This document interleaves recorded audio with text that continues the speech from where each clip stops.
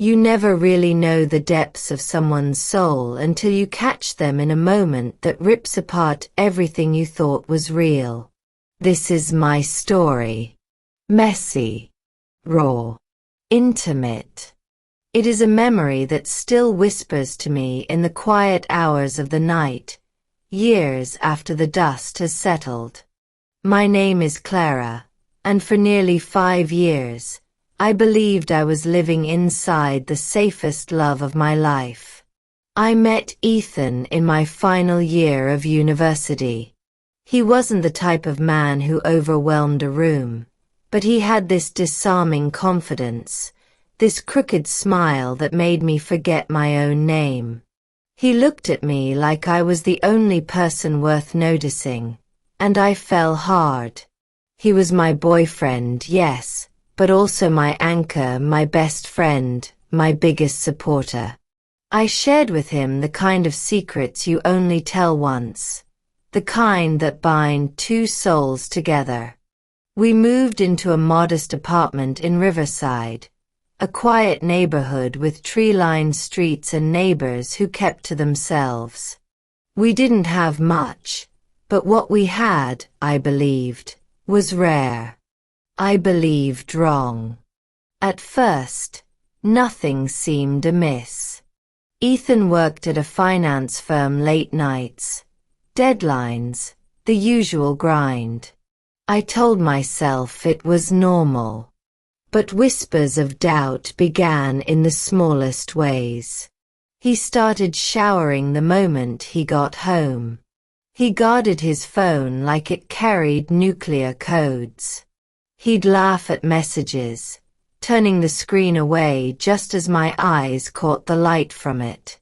I reminded myself love is trust. And I loved him. But sometimes love is the very blindfold that keeps you from seeing the fire until it's already burning the walls down. One Thursday night, I cooked dinner his favorite, roasted chicken with rosemary. Hours passed. No Ethan. Midnight came, and then he stumbled in. His shirt was wrinkled. His hair was damp, as if he'd rushed through a shower somewhere else. And the faint scent of cologne clung to him, a scent that wasn't his. I asked where he'd been. He looked me dead in the eye and said one word. Work. Flat. Emotionless. A wall I couldn't climb. My chest ached with the truth I refused to speak aloud. But the universe has a way of peeling back lies. That Saturday, he claimed he had a morning meeting. Something in me, something primal, refused to sit in silence. I followed him. My hands shook on the wheel as I trailed his car across town.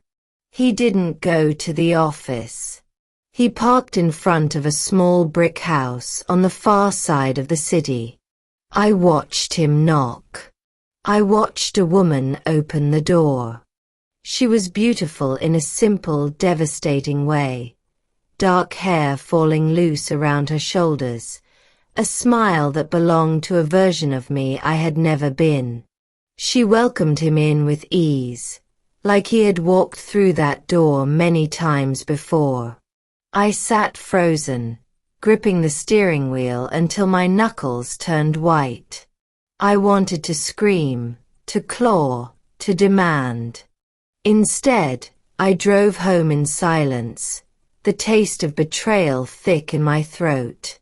That night I did not cry. I simply stared at the ceiling, listening to the ghost of his voice whispering lies into my memory. When I confronted him, he tried to deny it. But when I told him what I had seen, the color drained from his face. He confessed. Her name was Sophia. They'd met at the gym. First it was casual flirting, coffee. Then came the late nights. Then the touch. The betrayal didn't live in just one night. It lived in the months he shared with her what was meant to be mine. He told me he had feelings for her. And that was the knife that went in deep. Because it wasn't just my body he betrayed. It was my soul. I packed a bag. Quietly. No scene. No begging. Just silence that screamed louder than words ever could. The days that followed nearly drowned me. I would wake and reach for the space beside me, only to feel cold sheets. His toothbrush mocked me from the bathroom sink. Every corner of that apartment was a battlefield of memories. But slowly, painfully, I began to rebuild. I wrote again, pouring my ache into journals. I reconnected with friends I had pushed aside for him. I learned how to sit at a cafe alone and not feel abandoned. Months later, he called. His voice was desperate. He said Sophia wasn't who he thought she was. He wanted me back. For a moment, the ache inside me whispered temptation. But then I remembered the night I followed him. The night I saw him step into her arms like they had always been waiting. And I realized, sometimes the greatest gift heartbreak gives you is clarity. This isn't a story about revenge. It is a story about survival. About learning that when someone betrays you, they don't just break your trust. They show you your strength. If you are listening to this, maybe you've felt that sting. Maybe you've stood in my shoes, or maybe one day you fear you will. Let me leave you with this. Trust your instincts. Value your peace above someone else's lies. And remember, sometimes the person you thought was your forever is nothing more than a chapter. And when you close that chapter, you are free to write again. Now I want to hear from you. Have you ever trusted someone so deeply, only to discover their love was a mask hiding lies? How did you find the strength to move forward? Tell me in the comments. And if this story touched you, don't forget to like, share, and subscribe. Your support keeps these confessions alive.